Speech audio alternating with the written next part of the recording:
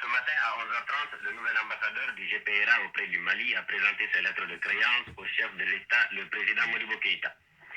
Après avoir reçu les honneurs militaires qui lui ont été rendus par un détachement de l'armée malienne et la garde d'honneur du président, son Excellence Bouzida a été introduit par M. Hussein Keïta, chef du protocole, dans le bureau présidentiel où l'attendait le chef de l'État, entouré de M. Jean-Marie Koné, ministre d'État chargé de la Justice, Barema Bokoum, ministre des Affaires étrangères, ainsi que les collaborateurs immédiats du président, son chef de cabinet Mamadou Makalou, Mamadou Talla, son conseiller technique pour les affaires étrangères et la presse, ainsi que le lieutenant Wologem, son aide de camp, qui avait auparavant reçu l'ambassadeur à sa descente de voiture. S'adressant au chef de l'État, l'ambassadeur du GPRA a déclaré: Monsieur le Président et frères de lutte, en présentant à votre Excellence les lettres de créance par lesquelles le gouvernement provisoire de la République algérienne m'accrédite en qualité de chef de la mission diplomatique algérienne auprès de la République du Mali,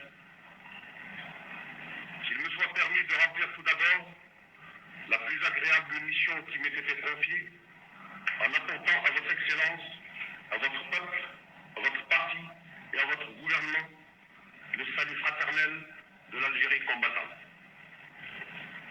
Je vous transmets également, Monsieur le Président, le sentiment de fraternelle gratitude pour l'aide constante et précieuse que votre parti et votre gouvernement, sous votre direction éclairée, ont apporté à la révolution algérienne. Le peuple algérien n'oubliera jamais que les colonialistes ont fait éclater la Fédération du Mali, qui constituait une des étapes importantes vers l'unité africaine et dont nous avions salué la naissance à cause de vos positions courageuses face à la guerre d'Algérie. C'est ainsi d'ailleurs qu'immédiatement après, vous aviez concrétisé ces positions par la reconnaissance des jurés du gouvernement provisoire de la République algérienne. Le peuple algérien se souviendra également de l'appui constant que, depuis l'accession de votre pays à l'indépendance, vous lui avez apporté sur tous les plans. Qu'il me soit permis également, Monsieur le Président, de vous exprimer ma vive gratitude pour le statut privilégié que vous avez bien voulu m'accorder et qui, au-delà de ma personne, constitue un hommage fraternel rendu au peuple algérien. Comment s'étonner, Monsieur le Président, de l'existence de liens si affectueux et si fraternels entre nos deux peuples? Peuple frère, l'histoire a tissé entre eux des liens d'une profondeur et d'une densité particulière. Nos deux peuples ont supporté la même domination coloniale, connu les mêmes épreuves et subi les mêmes souffrances. Le peuple du Mali et le peuple algérien ont également en commun le même sentiment exigeant de l'honneur, qui fait préférer la mort à la servitude, le même amour lancinant de la liberté, la même volonté d'œuvrer dans le sens d'une libération totale de l'homme et des peuples africains. C'est dire que le représentant de l'Algérie considère le Mali comme sa seconde patrie et se sent chez lui à Bamako. Monsieur le Président, la présentation de lettres de créance me confère la qualité de diplomate à laquelle je ne suis pas préparé. Par contre, j'ai été forgé par les épreuves de la lutte et le militantisme dans les rangs du glorieux Front de Libération Nationale, promoteur de la révolution algérienne. En cette qualité, je suis également accrédité, je dirais mieux, détaché auprès de l'Union soudanaise RDA, ce vaillant parti de lutte que vous avez forgé et dont vous avez fait, Monsieur le Président, un instrument efficace non seulement pour la grande révolution qui s'accomplit dans votre pays, mais encore pour la libération de l'Afrique. Monsieur le Président, par une heureuse coïncidence, j'arrive dans votre pays au moment même où la première phase de la révolution algérienne s'accomplit victorieusement. Après plus de 130 années de résistance et une guerre de libération qui dure depuis 8 ans, l'une des plus grandes guerres de libération satisfaction que l'histoire est enregistrée. Bon, Le peuple algérien voit enfin se réaliser ses aspirations. je vais m'arrêter là. Vous savez, comme j'ai fait d'habitude, 5 minutes, voilà pour l'introduction. Bonjour à tous, Djoubian, c'est mon surnom sur le net. Je suis accessoirement, mais accessoirement seulement spécialiste de la France. Je suis un panafricain très convaincu, un authentique panafricain. Je reviens justement sur l'actualité africaine tout naturellement, les relations très tendues entre le Mali et l'Algérie ou l'Algérie et le Mali. C'est très très intéressant. Ah oui, parce que les masques vont commencer à tomber. Et comme je dis toujours, je rends hommage au frère qui est parti très tôt, Umutunde, Kalala Umutunde, parce qu'il avait dit que nous sommes à l'ère du Verseau. Donc l'alignement des planètes va permettre à ce que les choses se mettent à leur place. Les pendules seront à l'heure. Explication. Vous avez vu là, je vous ai fait écouter en fait, en introduction, c'est l'ambassadeur d'Algérie, accrédité au Mali à l'époque, hein, ça devait être le premier ambassadeur, M. Boujida, je crois qu'il s'appelle si je ne me trompe pas. Voilà, donc qui est venu présenter sa lettre de créance auprès du président Modibo Keïta. Oui, on est dans du très très lourd. Et donc il prononce un discours qui est remarquable, historique, et les mots sont pesés. Les mots ont beaucoup de sens, les mots ont beaucoup de signification, les mots sont pleins de dignité. Hein? C'est extraordinaire. Alors, moi, comme d'habitude, je vais donner mon point de vue sur ce qui se passe. En fait, ce que je dis toujours, la vérité finit toujours par triompher. Et tout le monde le sait. C'est-à-dire que la vérité prend l'escalier quand le mensonge prend l'ascenseur. C'est bien connu. Mais là, on arrive à la vérité. Et je tiens à saluer, je tiens à rendre hommage très fortement, très respectueusement aux colonels au Mali, les colonels au Mali, les 6 colonels, et puis le chef de gouvernement, M. Maïga, Choguel Maïga, le ministre des Affaires étrangères, M. Diop, hein. Eh bien, son Excellence Assimi Goïta, c'est un très très grand homme qui rentre par la très très grande porte dans l'histoire de l'humanité. Oui. Il est dans la continuité de tous les grands leaders africains qui se sont battus en leur temps pour la dignité africaine, pour le respect qu'on doit à l'homme noir, très clairement. Donc là aussi, pareil, je ne peux pas m'empêcher, comme moi je suis par nature, je vous dis ma religion c'est la vérité et la justice, de rendre hommage aussi et surtout au président, son Excellence Vladimir Poutine.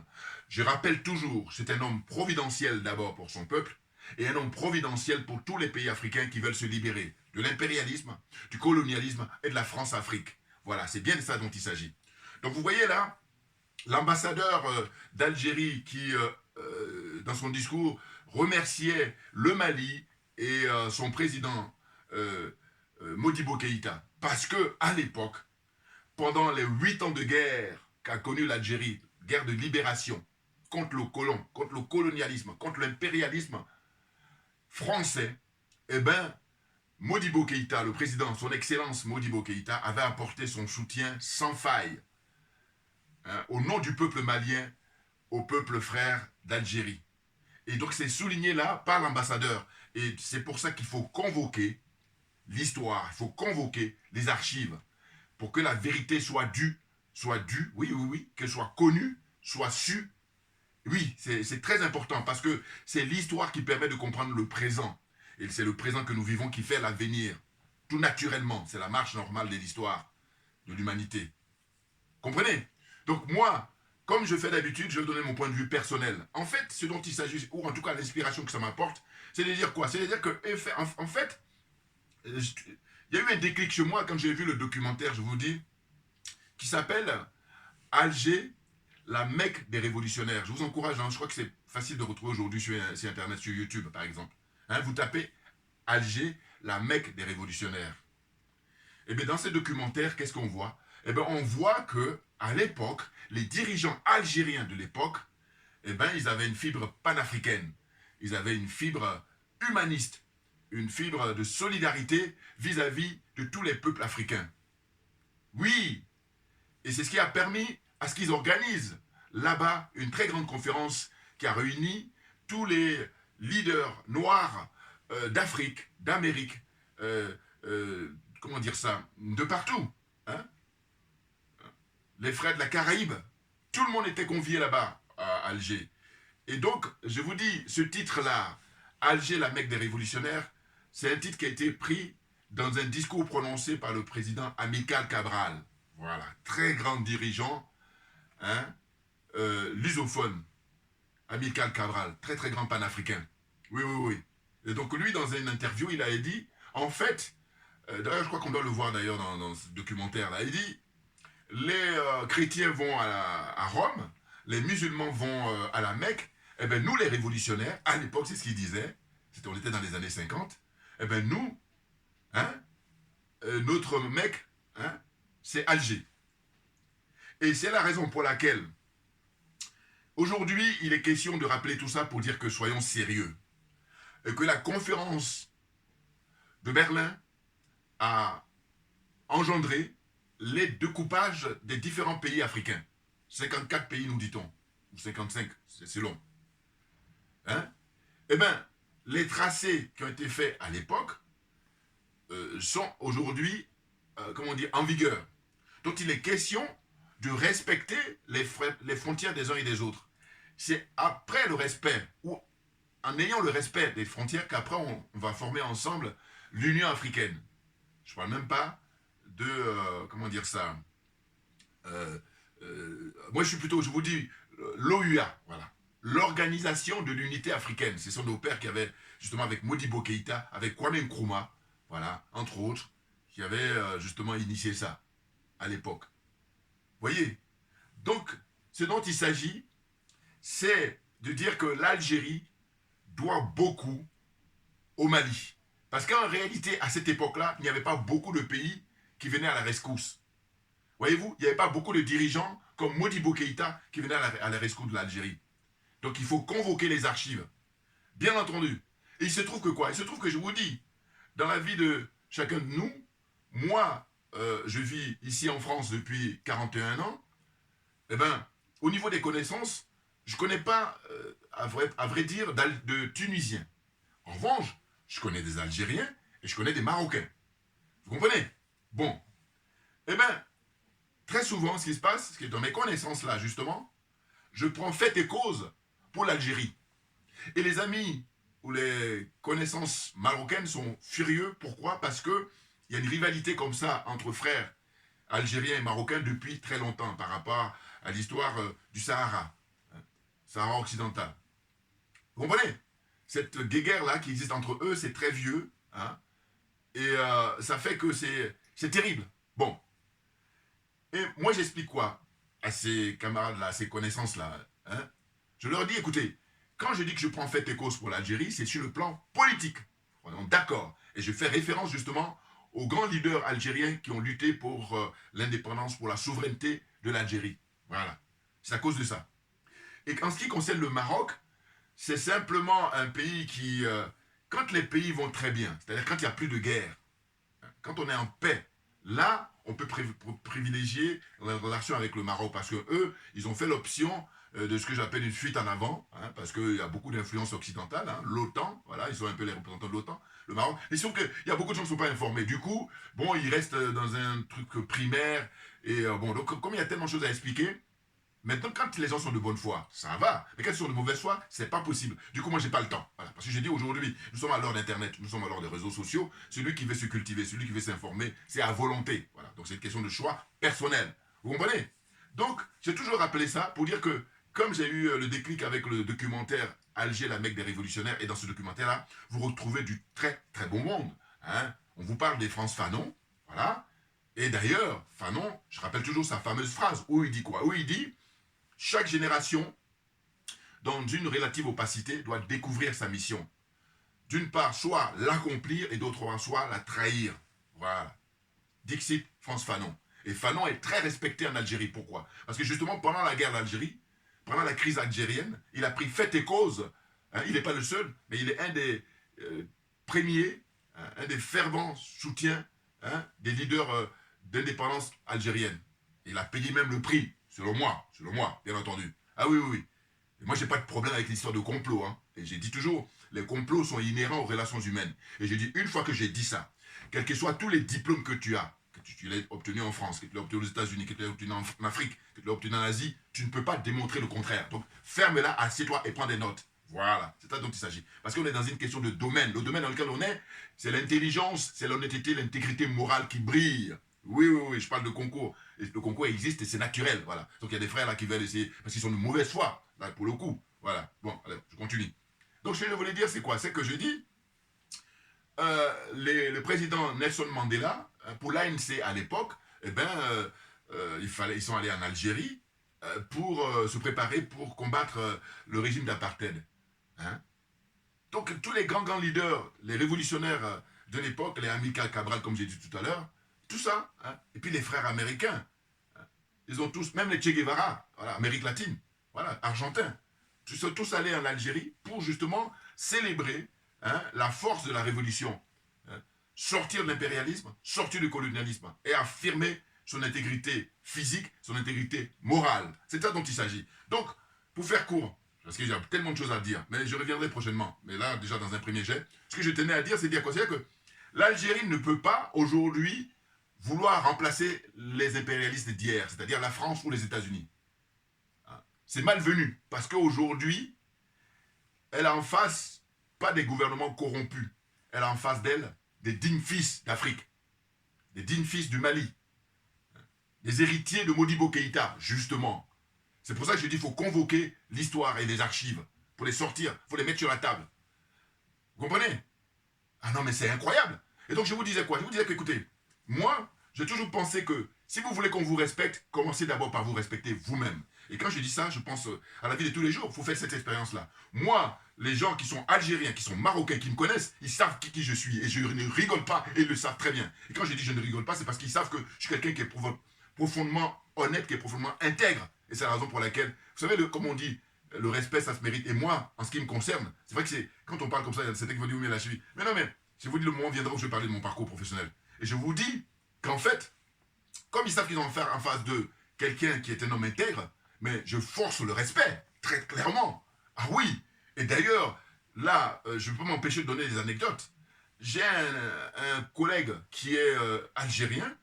Eh bien, il m'a soutenu par le passé, parce qu'il y a eu des pressions pour, évidemment, que ces deux se désolidarisent de moi. Et il a gardé la force du soutien. Et pour être reconnaissant, parce que moi c'est ça, il faut être reconnaissant par rapport aux gens, surtout quand tu es dans une phase difficile, qui t'ont soutenu. Eh bien moi aujourd'hui, j'ai réussi à le faire nommer. Voilà, je ne vais pas aller très loin. Et je l'ai nommé au sein de l'entreprise, et là la direction ici tire les cheveux. Ah oui. Et j'en suis très fier par rapport à ça. Ah oui, oui, oui, oui, je peux vous dire. Et il n'est pas le seul. Il y en a une autre qui est métisse par contre. Elle est la maman qui est je crois française, et son papa est algérien. Voilà. Tous les deux, je les ai fait nommer à différents postes importants au sein d'une entreprise. Oui, oui, oui. Et là, la direction, elle a saisi le tribunal. Là, l'affaire va être tranchée là, à partir du 25 janvier. Bon, je ne donne pas les noms, hein, mais tout ça pour vous dire quoi? Pour dire qu'en fait, si vous vous respectez, les gens sont obligés de vous respecter. Donc, pour revenir au rapport entre les pays africains entre eux, surtout les pays d'Afrique noire et les pays d'Afrique du Nord, mais c'est simplement qu'on a des dirigeants qui sont des aliénés, voilà. C'est ça l'explication. Je ne peux pas trouver autre chose, hein. Vous voyez, dans mon panneau là. J'ai toujours dit, j'ai dédicace aux dirigeants africains. Voilà, les aliénés, les complexés, les corrompus. Et heureusement que les colonels au Mali sortent du lot, le capitaine Ibrahim Traoré sort du lot, et le général Tchani au Niger sort du lot. Heureusement. Et sinon, tout le reste, ce sont des aliénés, des complexés, des corrompus. Et c'est ce qui explique ça. Parce que vous allez voir, dans la crise là, qui existe actuellement, qu'est-ce qui se passe? Eh bien, il faut vérifier, parce que je vous dis toujours, c'est une question de moyens, il faut vérifier quel est le nombre de ressortissants algériens au Mali. Premier point, et vérifier le nombre de ressortissants maliens en Algérie. Et qu'est-ce qui explique cela? Oui, maintenant on rentre dans le vif du sujet. En réalité, ce qui se passe, c'est quoi? C'est que les colonels, comme je dis, j'ai beaucoup de respect et d'admiration pour eux, parce que ce sont des gens sérieux, ce sont des patriotes, des panafricains. Eh bien, ils ont pris les taureaux par les cornes. Et du coup, ils ont pris Kidal. Et à partir de là, on est rentré dans le vif du sujet. Parce que longtemps, la France a fait barrage en connivence avec justement les dirigeants algériens actuels. Il est question de vider les sacs, de mettre les choses sur la table. Ah oui, oui, oui, moi je suis militant de ça. Comme je vous dis souvent, ma religion c'est la vérité et la justice. Donc pensez que je ne peux pas agir autrement. Voilà, il faut qu'on soit d'accord. Donc je disais, la France et le gouvernement algérien sont dans cette connivence-là. Et qui, évidemment, malheureusement, il y a toujours le problème de considérer que le noir, il doit être le dernier.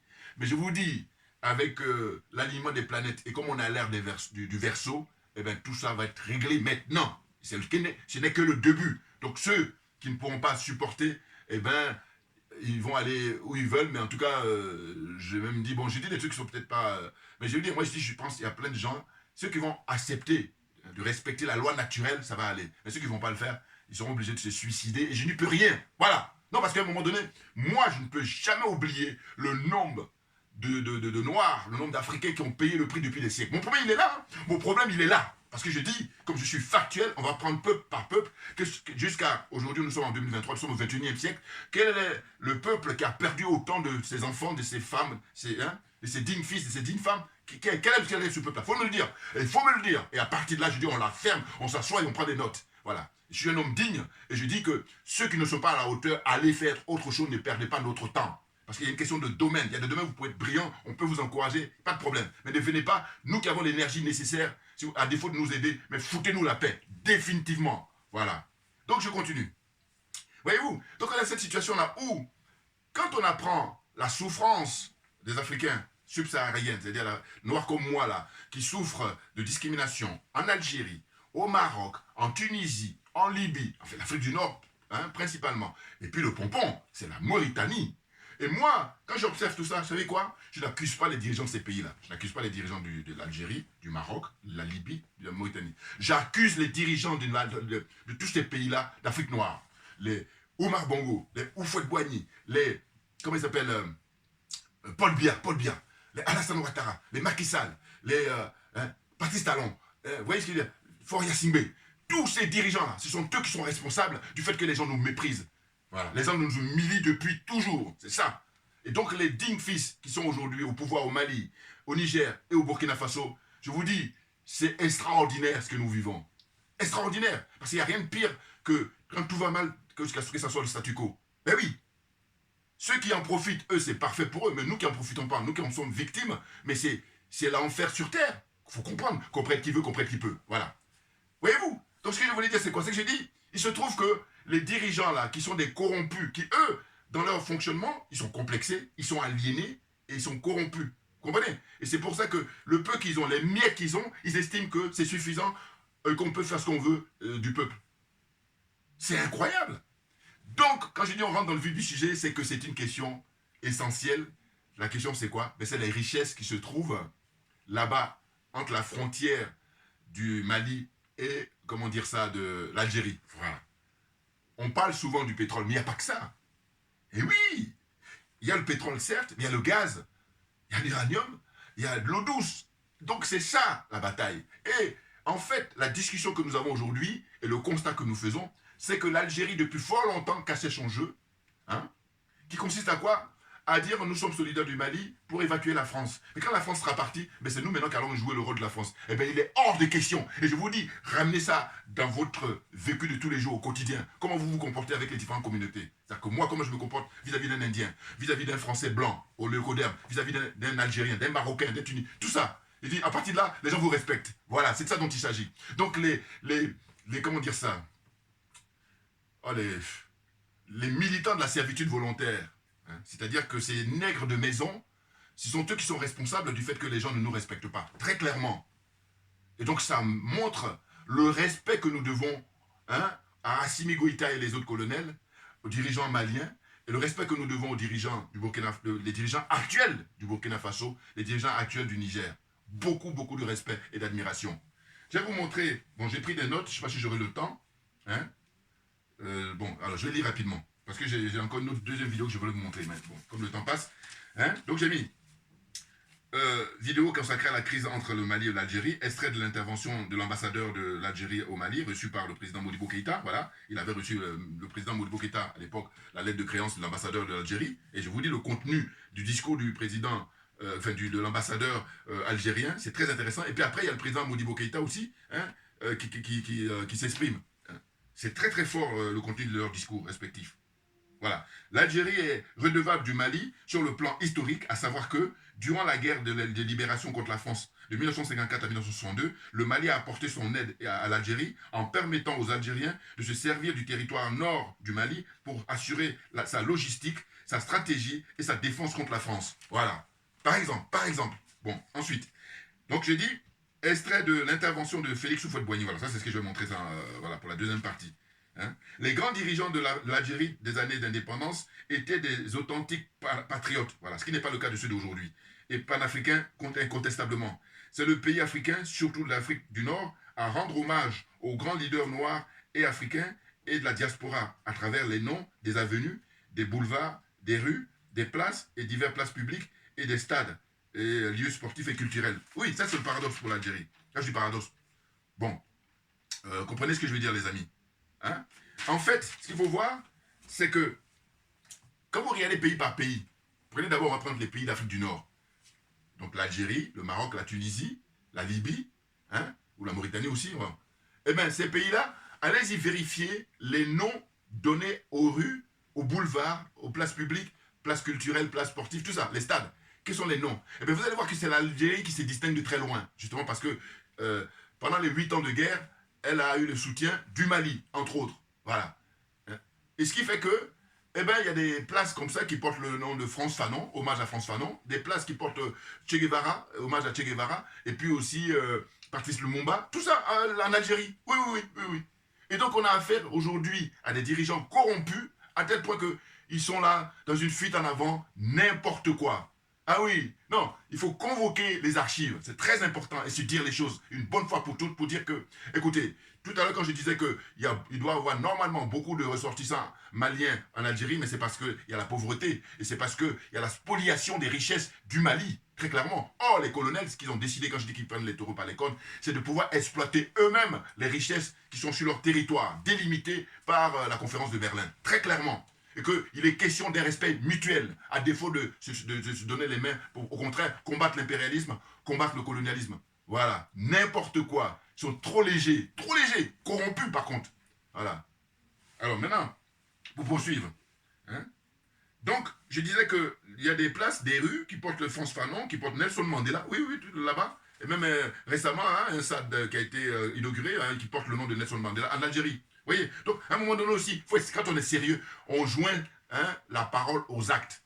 Hein, ne pas embrouiller les gens. Ça, c'est ce que je dis, c'est l'attitude des petits malins. Or, les petits malins, on finit par les détecter parce qu'ils sont dans le mensonge. C'est ça la réalité. Suivez mon regard.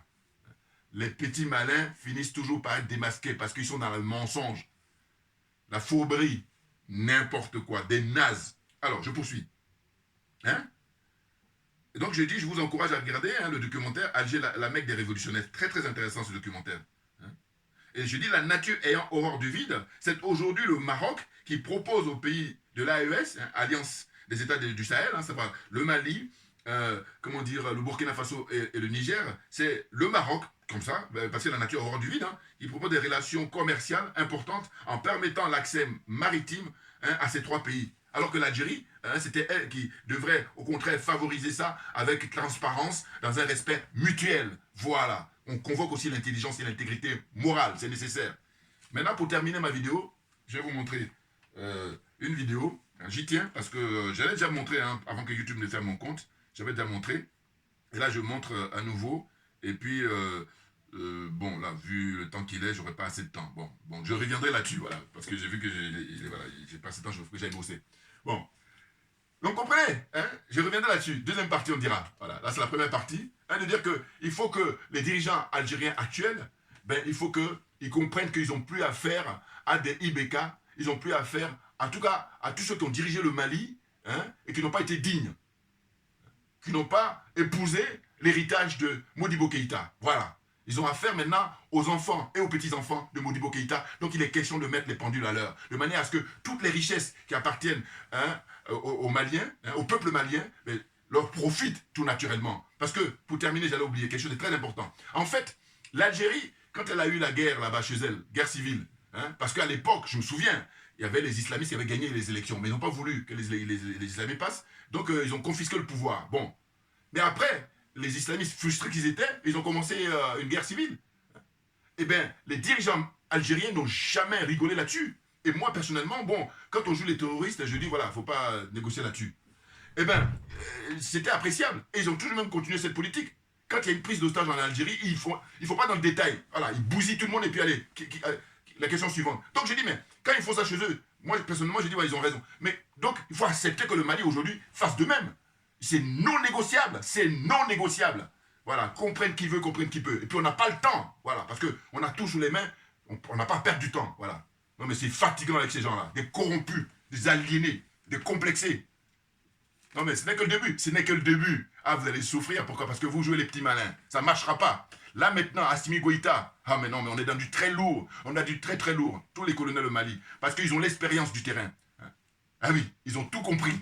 C'est pour ça maintenant, ils sont partis pour faire de manière à ce que, comme dit le président Tchani, le Sahel ne soit à l'avenir, à court terme, ou à terme, une région de prospérité, et non pas une région où là, on sème la terreur, les gens vivent dans l'angoisse, les gens vivent dans l'inquiétude, les gens vivent, comment dire ça, ils ne vivent pas dans la paix, voilà, n'importe quoi. Merci beaucoup à vous tous pour votre attention, et puis à très bientôt, et comme j'ai pour habitude de dire, mais on lâche rien, mais parce que c'est nous qui avons raison, c'est tout.